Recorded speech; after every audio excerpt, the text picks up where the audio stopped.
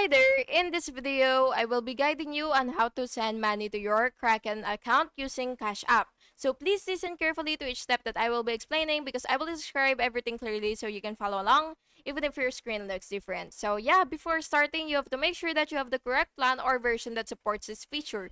So first, you will open Cash App and then you will tap Banking and select Cash Out. You will make sure that you have USD or supported fiat in your Cash App balance, and then you will open your Kraken app and then you will have to log in and go to the funding and depositing then USD.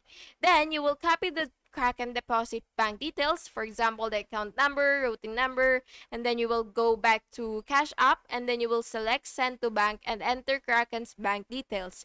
Enter the amount and then you will have to tap confirm. Wait for the Cash App to process and funds will appear in Kraken's USD account. And that's it. Thank you so much for watching this video and I really hope it was helpful, and if it was, please make sure to like and subscribe for more videos like this.